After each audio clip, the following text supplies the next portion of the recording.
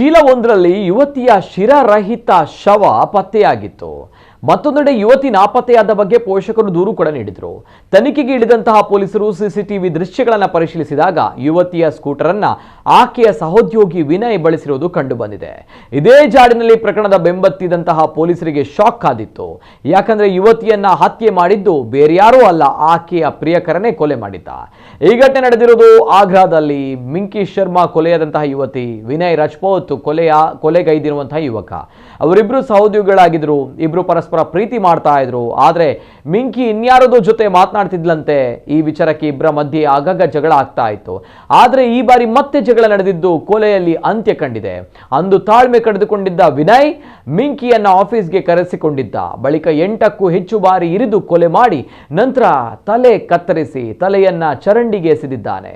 ದೇಹದ ಭಾಗವನ್ನು ಯಮುನಾ ನದಿಯಲ್ಲಿ ಎಸೆಯಲಿದ್ದ. ಆದರೆ ಚೀಲದ ಭಾರ ಹೊರಲು ಸಾಧ್ಯವಾಗದೆ ಜವಾಹರ್ ನಗರದ ಸೇತುವೆಯಿಂದ ದೇಹದ ಭಾಗವನ್ನು ಎಸೆದು ಪರಾರಿಯಾಗಿದ್ದ. ಯುವತಿಗೆ ಬೇರೊಬ್ಬರೊಂದಿಗೆ ಸಂಬಂಧವಿದೆ ಎಂಬ ಅನುಮಾನದಿಂದ ಕೊಲೆ ಮಾಡಿದ್ದಾಗಿ ವಿನಯ್ ಒಪ್ಪಿಕೊಂಡಿದ್ದಾನೆ. ಯುವತಿಯ ತಲೆಭಾಗ ಇನ್ನೂ ಪತ್ತೆಯಾಗಿಲ್ಲ.